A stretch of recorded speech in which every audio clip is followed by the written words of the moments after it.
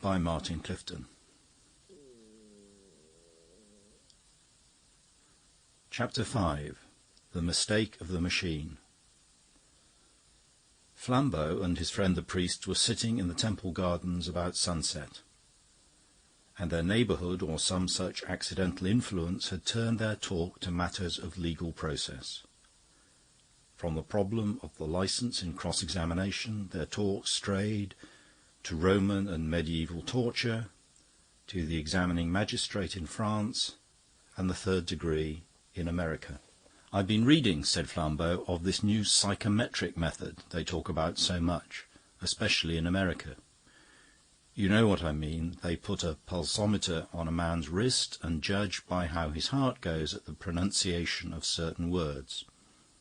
What do you think of it?" "I think it's very interesting," replied Father Brown. "It reminds me of that interesting idea in the Dark Ages that blood would flow from a corpse if the murderer touched it." "Do you really mean," demanded his friend, "that you think the two methods are equally valuable?" "I think them equally valueless," replied Brown. "Blood flows, fast or slow, in dead folk or living, for so many more million reasons than we can ever know. Blood will have to flow very funnily, blood will have to flow up the Matterhorn, before I will take it as a sign that I am to shed it."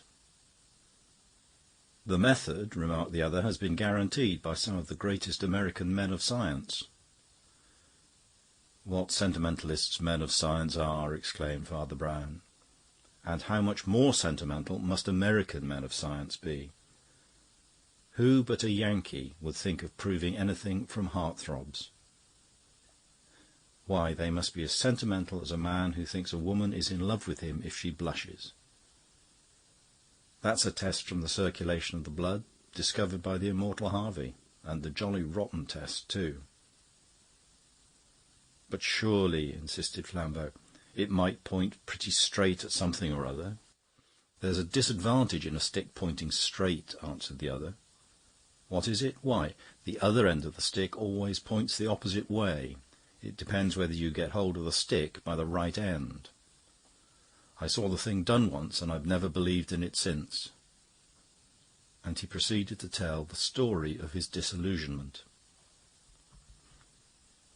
It happened nearly 20 years before, when he was chaplain to his co-religionists in a prison in Chicago, where the Irish population displayed a capacity both for crime and penitence which kept him tolerably busy.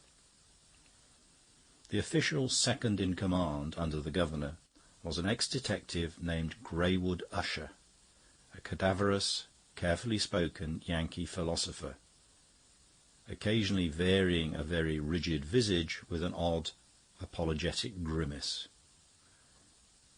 He liked Father Brown in a slightly patronizing way, and Father Brown liked him, though he heartily disliked his theories. His theories were extremely complicated and were held with extreme simplicity.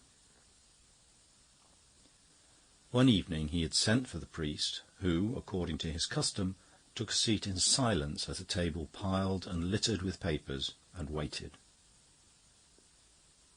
The official selected from the papers a scrap of newspaper cutting, which he handed across to the cleric, who read it gravely. It appeared to be an extract from one of the pinkest of American society papers, and ran as follows: "Society's brightest widower is once more on the freak dinner stunt. All our exclusive citizens will recall the perambulator parade dinner, in which last trick Todd, at his palatial home at Pilgrim's Pond, caused so many of our prominent debutantes to look even younger than their years. Equally elegant and more miscellaneous and large-hearted in social outlook was last trick's show the year previous, the popular Cannibal Crush lunch, at which the confections handed round were sarcastically moulded in the forms of human arms and legs, and during which more than one of our gayest mental gymnasts was heard offering to eat his partner.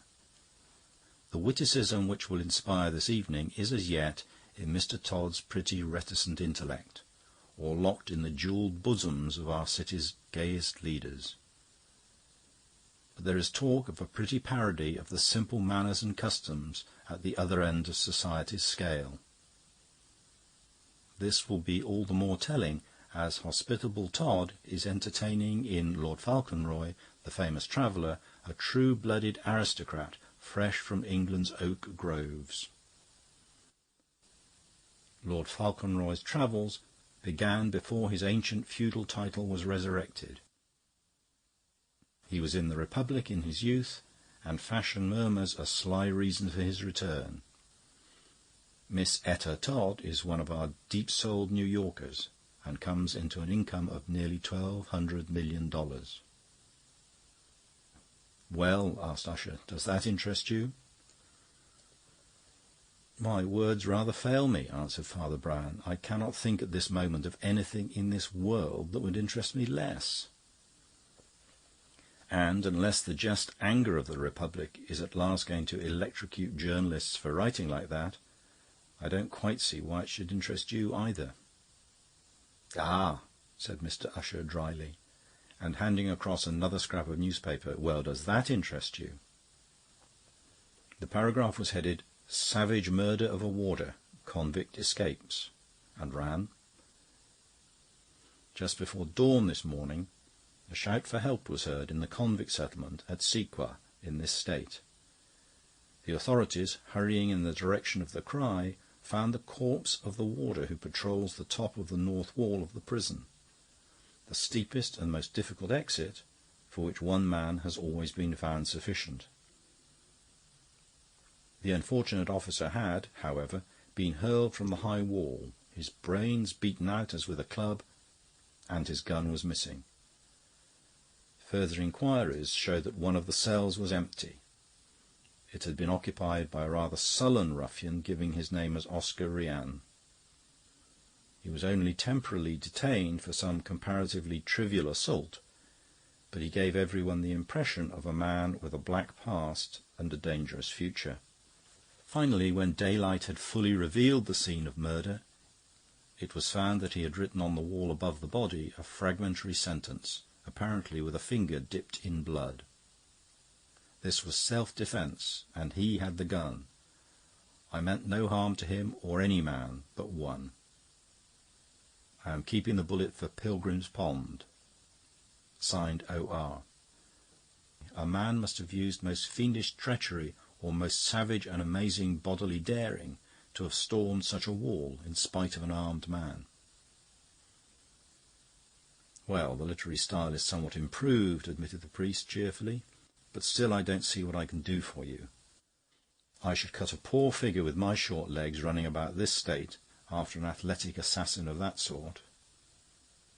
I doubt whether anybody could find him. The convict settlement at Sequa is 30 miles from here. The country between is wild and tangled enough, and the country beyond, where he will surely have the sense to go, is a perfect no-man's land, tumbling away to the prairies. He may be in any hole or up any tree." "He isn't in any hole," said the governor. "He isn't up any tree." "Why, how do you know?" asked Father Brown, blinking. "Would you like to speak to him?" inquired Usher.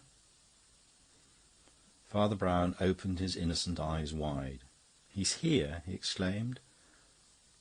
"Why, how did your men get hold of him?" "I got hold of him myself," drawled the American, rising and lazily stretching his lanky legs before the fire. "I got hold of him with the crooked end of a walking stick. Don't look so surprised. I really did. You know I sometimes take a turn in the country lanes outside this dismal place. Well, I was walking early this evening up a steep lane with dark hedges and grey-looking ploughed fields on both sides, and a young moon was up and silvering the road. By the light of it I saw a man running across the field towards the road, running with his body bent and at a good mile-race trot. He appeared to be much exhausted, but when he came to the thick black hedge he went through it as if it were made of spiders' webs. Or rather, for I heard the strong branches breaking and snapping like bayonets, as if he himself were made of stone. In the instant in which he appeared up against the moon, crossing the road, I slung my hooked cane at his legs, tripping him and bringing him down. Then I blew my whistle, long and loud, and our fellows came running up to secure him. "It would have been rather awkward," remarked Brown, "if you had found he was a popular athlete practising a mile race." "He was not," said Usher grimly. "We soon found out who he was, but I had guessed it with the first glint of the moon on him." "You thought it was the runaway convict," observed the priest simply, "because you had read in the newspaper cutting that morning that a convict had run away." "I had somewhat better grounds," replied the governor coolly. "I pass over the first as too simple to be emphasized. I mean that fashionable athletes do not run across ploughed fields or scratch their eyes out in bramble hedges, nor do they run all doubled up like a crouching dog. There were more decisive details to a fairly well-trained eye. The man was clad in coarse and ragged clothes, but they were something more than merely coarse and ragged. They were so ill-fitting as to be quite grotesque. Even as he appeared in black outline against the moonrise, the coat-collar in which his head was buried made him look like a hunchback, and the long loose sleeves looked as if he had no hands. It at once occurred to me that he had somehow managed to change his convict clothes for some Confederate's clothes which did not fit him. Second, there was a pretty stiff wind against which he was running, so that I must have seen the streaky look of blowing hair if the hair had not been very short. Then I remembered that beyond these ploughed fields he was crossing lay Pilgrim's Pond, for which, you will remember, the convict was keeping his bullet, and I sent my walking-stick flying. "A brilliant piece of rapid deduction," said Father Brown. "But had he got a gun?" As Usher stopped abruptly in his walk, the priest added apologetically, "I've been told a bullet is not half so useful without it." "He had no gun," said the other gravely, "but that was doubtless due to some very natural mischance or change of plans. Probably the same policy that made him change the clothes made him drop the gun. He began to repent the coat he had left behind him in the blood of his victim." "Well, that's possible enough," answered the priest. "And it's hardly worth speculating on," said Usher, turning to some other papers, "for we know it's the man by this time." His clerical friend asked faintly, "But how?" And Greywood Usher threw down the newspapers and took up the two press cuttings again. "Well, since you're so obstinate," he said, "let's begin at the beginning. You will notice that these two cuttings have only one thing in common, which is the mention of Pilgrim's Pond, the estate, as you know, of the millionaire Ireton Todd. You also know that he's a remarkable character, one of those that rose on stepping-stones of our dead selves to higher things," assented his companion. "Yes, I know that. Petroleum, I think." "Anyhow," said Usher, "Last Trick Todd counts for a great deal in this rum affair." He stretched himself once more before the fire and continued talking in his expansive, radiantly explanatory style. "To begin with, on the face of it, there is no mystery here at all. It is not mysterious, it is not even odd, that a jail-bird should take his gun to Pilgrim's Pond. Our people aren't like the English, who will forgive a man for being rich if he throws away money on hospitals or horses. Last Trick Todd has made himself big by his own considerable abilities, and there's no doubt that many of those on whom he has shown his abilities would like to show theirs on him with a shotgun. Todd might easily get dropped by some man he's never even heard of, some labourer he's locked out, or some clerk in a business he's busted. Last Trick is a man of mental endowments and a high public character, but in this country the relations of employees and employed are considerably strained. That's how the whole thing looks, supposing this Rian made for Pilgrim's Pond to kill Todd. So it looked to me, till another little discovery woke up what I have of the detective in me. When I had my prisoner safe, I picked up my cane again and strolled down the 2 or 3 turns of country road that brought me to one of the side entrances of Todd's grounds, the one nearest to the pool or lake after which the place is named. It was some 2 hours ago, about 7 by this time. The moon was more luminous, and I could see the long white streaks of it lying on the mysterious mere with its grey, greasy, half-liquid shores, in which they say our fathers used to make witches walk until they sank. I've forgotten the exact tale, but you know the place I mean. It lies north of Todd's house towards the wilderness, and has 2 queer wrinkled trees, so dismal that they look more like huge fungoids than decent foliage. As I stood peering at this misty pool, I fancied I saw the faint figure of a man moving from the house towards it. But it was all too dim and distant for me to be certain of the fact, and still less of the details. Besides, my attention was very sharply arrested by something much closer. I crouched behind the fence, which ran not more than 200 yards from one wing of the great mansion, and which was fortunately split in places as if specially for the application of a cautious eye. A door had opened in the dark bulk of the left wing, and a figure appeared black against the illuminated interior. A muffled figure bending forward, evidently peering out into the night. It closed the door behind it, and I saw it was carrying a lantern, which threw a patch of imperfect light on the dress and figure of the wearer. It seemed to be the figure of a woman, wrapped up in a ragged cloak and evidently disguised to avoid notice. There was something very strange about the rags and the furtiveness in a person coming out of those rooms lined with gold. She took cautiously the curved garden path, which brought her within 100 yards of me. Then she stood up for an instant on the terrace of turf that looks towards the slimy lake, and holding her flaming lantern above her head, she deliberately swung it 3 times to and fro, as for a signal.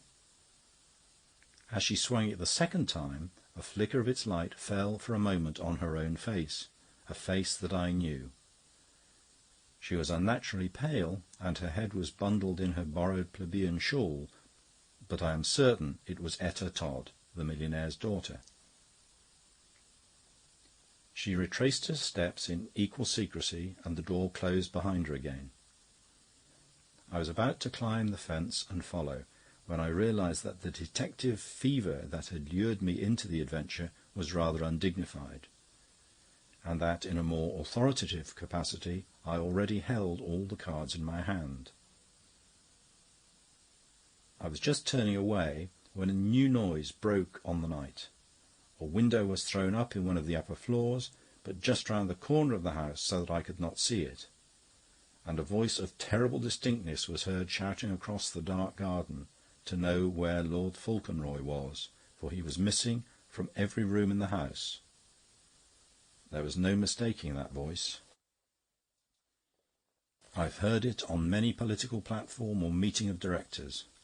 It was Ayrton Todd himself. Some of the others seemed to have gone to the lower windows or onto the steps, and were calling up to him that Fauconroy had gone for a stroll down to the Pilgrim's Pond an hour before, and could not be traced since. Then Todd cried, "Mighty murder!" and shut down the window violently, and I could hear him plunging down the stairs inside. Repossessing myself of my former and wiser purpose, I whipped out of the way of the general search that must follow, and returned here not later than 8 o'clock. I now ask you to recall that little society paragraph which seemed to you so painfully lacking in interest. If the convict was not keeping the shot for Todd, as he evidently wasn't, it is most likely that he was keeping it for Lord Fauconroy. And it looks as if he had delivered the goods. No more handy place to shoot a man than in the curious geological surroundings of that pool, where a body thrown down would sink through thick slime to a depth practically unknown. Let us suppose, then, that our friend with the cropped hair came to kill Fauconroy and not Todd. But, as I have pointed out, there are many reasons why people in America might want to kill Todd. There is no reason why anybody in America should want to kill an English lord newly landed, except for the one reason mentioned in the pink paper, that the lord is paying his attentions to the millionaire's daughter, Our crop-haired friend, despite his ill-fitting clothes, must be an aspiring lover. I know the notion will seem to you jarring and even comic, but that's because you're English. It sounds to you like saying the Archbishop of Canterbury's daughter will be married in St. George's, Hanover Square, to a crossing sweeper on ticket leave. You don't do justice to the climbing and aspiring power of our more remarkable citizens. You see a good-looking grey-haired man in evening dress with a sort of authority about him, and you know he is a pillar of the state, and you fancy he had a father. You are in error. You do not realize that a comparatively few years ago he may have been in a tenement or, quite likely, in a jail.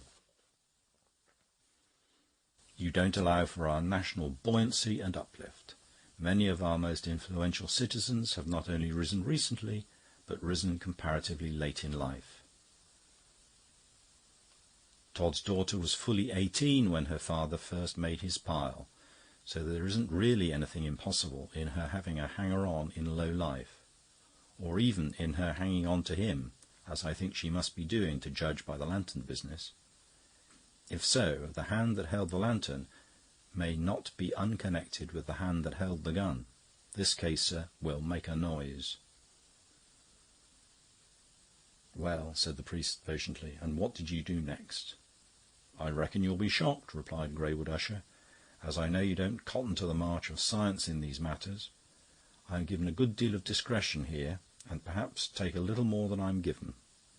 And I thought it was an excellent opportunity to test that psychometric machine I told you about. Now, in my opinion, that machine can't lie." "No machine can lie," said Father Brown, "nor can it tell the truth." "It did in this case, as I'll show you," went on Usher positively. "I sat the man in the ill-fitting clothes in a comfortable chair and simply wrote words on a blackboard. And the machine simply recorded the variations of his pulse, and I simply observed his manner. The trick is to introduce some word connected with the supposed crime in a list of words connected with something quite different, yet a list in which it occurs quite naturally.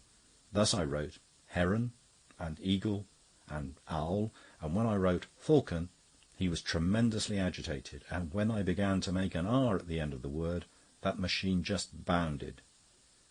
Who else in this republic has any reason to jump at the name of a newly arrived Englishman like Falconroy, except the man who shot him?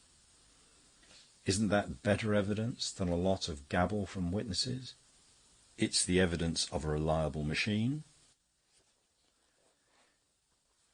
"You always forget," observed his companion, "that the reliable machine always has to be worked by an unreliable machine." "Why, what do you mean?" asked the detective. "I mean man," said Father Brown, "the most unreliable machine I know of. I don't want to be rude, and I don't think you will consider man to be an offensive or inaccurate description of yourself. You say you observed his manner. But how do you know you observed it right? You say the words have to come in a natural way. But how do you know that you did it naturally? How do you know, if you come to that he did not observe your manner? Who is to prove that you were not tremendously agitated? There was no machine tied onto your pulse." "I tell you," cried the American in the utmost excitement, "I was as cool as a cucumber." "Criminals also can be as cool as cucumbers," said Brown with a smile, "and almost as cool as you." "Well, this one wasn't," said Usher, throwing the papers about. "Oh, you make me tired." "I'm sorry," said the other. "I only point out what seems a reasonable possibility. If you could tell by his manner when the word that might hang him had come, why shouldn't he tell from your manner that the word that might hang him was coming? I should ask for more than words myself before I hanged anybody." Usher smote the table and rose in a sort of angry triumph. "And that," he cried, "is just what I'm going to give you.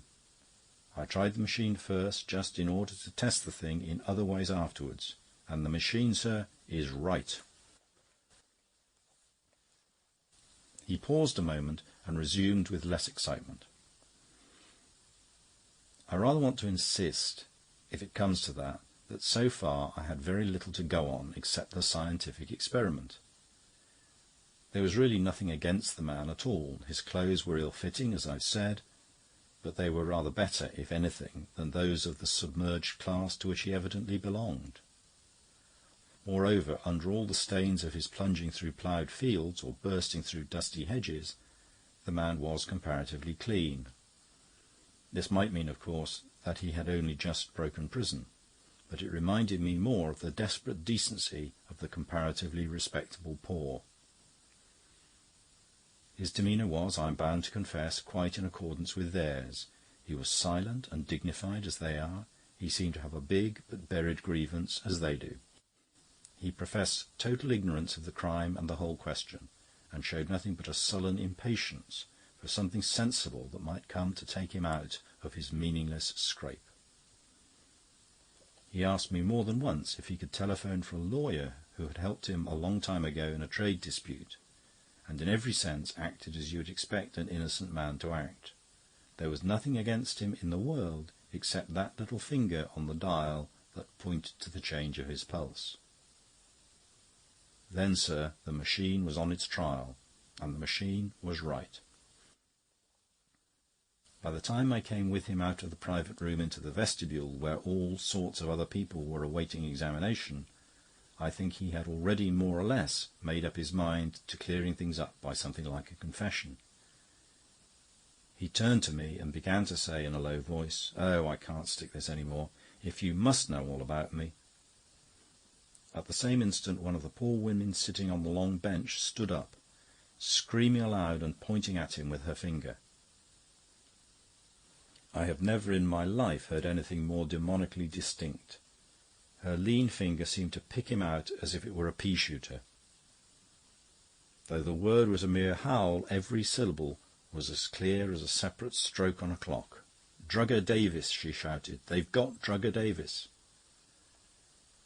Among the wretched women, mostly thieves and street-walkers, 20 faces were turned, gaping with glee and hate. If I had never heard the words, I should have known by the very shock upon his features that the so-called Oscar Rian had heard his real name. But I am not quite so ignorant, you may be surprised to hear. Drugger Davis was one of the most terrible and depraved criminals that ever baffled our police. It is certain that he had done murder more than once, long before his exploit with the warder. But he was never entirely fixed for it, curiously enough, because he did it in the same manner as those milder or meaner crimes for which he was fixed pretty often. He was a handsome, well-bred-looking brute, as he still is to some extent, and he used mostly to go about with barmaids or shop-girls and do them out of their money. Very often, though, he went a good deal farther, and they were found drugged with cigarettes or chocolates and their whole property missing. Then came one case where the girl was found dead, but deliberation could not quite be proved, and, what was more practical still, the criminal could not be found. I heard a rumour of his having reappeared somewhere in the opposite character this time, lending money instead of borrowing it. But still, to such poor widows as he might personally fascinate, but still with the same bad result for them. Well, there is your innocent man, and there is his innocent record. Even since then, 4 criminals and 3 warders have identified him and confirmed the story. Now, what have you got to say to my poor little machine after that? Hasn't the machine done for him? Or do you prefer to say that the women and I have done for him? As to what you've done for him, replied Father Brown, rising and shaking himself in a floppy way, you've saved him from the electrical chair. I don't think they can kill Drugger Davis on that old vague story of the poison. And as for the convict who killed the warder, I suppose it's obvious that you haven't got him. Mr. Davis is innocent of that crime, at any rate. What do you mean? Demanded the other. Why should he be innocent of that crime? Why, bless us all, cried the small man in one of his rare moments of animation. Why, because he's guilty of the other crimes. I don't know what you people are made of. You seem to think that all sins are kept together in a bag. You talk as if a miser on Monday were always a spendthrift on Tuesday. You tell me that this man you have here spent weeks and months wheedling needy women out of small sums of money, that he used a drug at best and a poison at the worst, that he turned up afterwards as the lowest kind of moneylender and cheated most poor people in the same patient and pacific style. Let it be granted, let us admit, for the sake of argument, that he did all this. If that is so, I'll tell you what he didn't do. He didn't storm a spiked wall against a man with a loaded gun. He didn't write on the wall with his own hand to say he had done it. He didn't stop to state that his justification was self-defence. He didn't explain that he had no quarrel with the poor warder. He didn't name the house of the rich man to which he was going with the gun. He didn't write his own initials in a man's blood. Saints alive! Can't you see the whole character is different in good and evil? Why, you don't seem to be like I am a bit. One would think you'd never had any vices of your own." The amazed American had already parted his lips in protest when the door of his private and official room was hammered and rattled in an unceremonious way to which he was totally unaccustomed. The door flew open. The moment before, Greywood Usher had been coming to the conclusion that Father Brown might possibly be mad. The moment after, he began to think he was mad himself.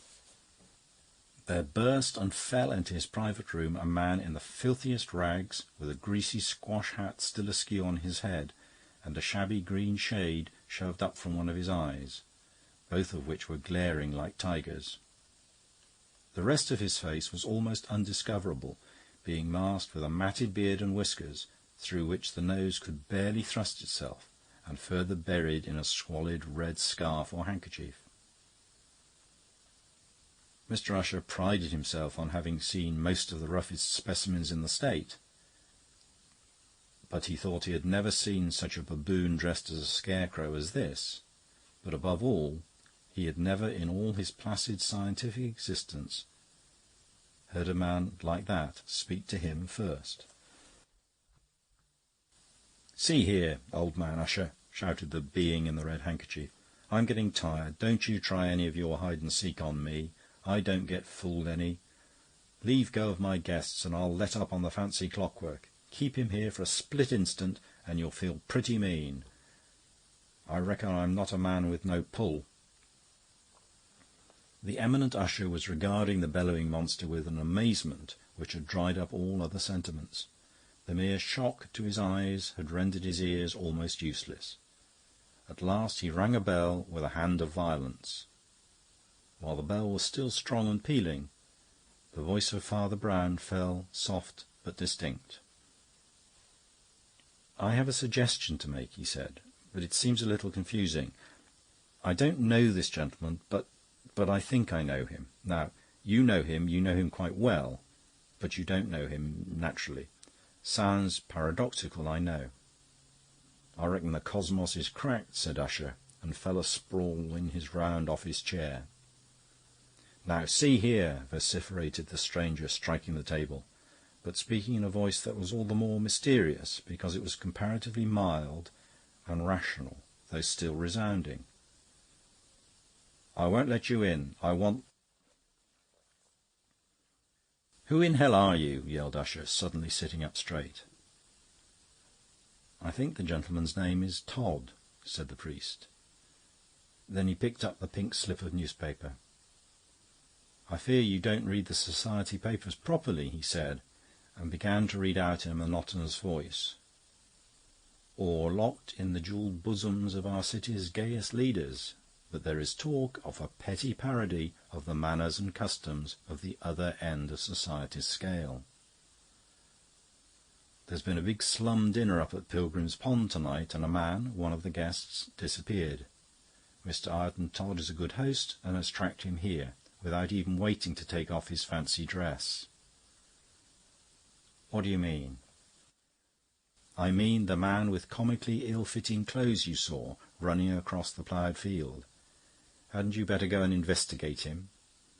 He will be rather impatient to get back to his champagne, from which he ran away in such a hurry when the convict with the gun hove in sight." "Do you seriously mean—" began the official. "Why, look here, Mr. Usher," said Father Brown quietly. "You said the machine couldn't make a mistake, and in one sense it didn't. But the other machine did, the machine that worked it. You assumed that the man in rags jumped at the name of Lord Falconroy because he was Lord Falconroy's murderer. He jumped at the name of Lord Falconroy because he is Lord Falconroy." "Then why the blazes didn't he say so?" demanded the staring usher. "He felt his plight and recent panic were hardly patrician," replied the priest, "so he tried to keep the name back at first. But he was just going to tell it you when—" and Father Brown looked down at his boots, "when a woman found another name for him." "But you can't be so mad as to say," said Greywood Usher, very white, "that Lord Falconroy was Drugger Davis." The priest looked at him very earnestly, but with a baffling and undecipherable face. "I'm not saying anything about it," he said. "I leave all the rest to you. Your pink paper says that the title was recently revived for him. But those papers are very unreliable. It says he was in the States in youth, but the whole story seems very strange. Davis and Falconroy are both pretty considerable cowards, but so are lots of men. I would not hang a dog on my opinion about this, but I think," he went on softly and reflectively, "I think you Americans are too modest. I think you idealize the English aristocracy, even in assuming it to be so aristocratic. You see a good-looking Englishman in evening dress, you know he's in the House of Lords, and you fancy he has a father. You don't allow for our national buoyancy and uplift. Many of our most influential noblemen have not only risen recently, but—" "Oh, stop it!" cried Greywood Usher, wringing one lean hand in impatience against a shade of irony in the other's face. "Don't stay talking to this lunatic," cried Todd brutally. "Take me to my friend." Next morning Father Brown appeared with the same demure expression, carrying yet another piece of pink newspaper. "I'm afraid you neglect the fashionable press rather," he said, "but this cutting may interest you." Usher read the headlines. "Last tricks strayed revellers. Mirthful incident near Pilgrim's Pond." The paragraph went on. "A laughable occurrence took place outside Wilkinson's motor garage last night. A policeman on duty had his attention drawn by larrikins to a man in prison dress who was stepping with considerable coolness into the steering seat of a pretty high-toned Panhard. He was accompanied by a girl wrapped in a ragged shawl. On the police interfering, the young woman threw back her shawl, and all recognised millionaire Todd's daughter, who had just come from the slum freak dinner at the Pond, where all the choicest guests were in a similar déshabille. She and the gentleman, who had donned prison uniform, were going for the customary joy-ride." Under the pink slip, Mr. Usher found a strip of a later paper headed "Astounding Escape of Millionaire's Daughter with Convict. She had arranged freak dinner, now safe in—" Mr. Greenwood Usher lifted his eyes, but Father Brown was gone. End of chapter.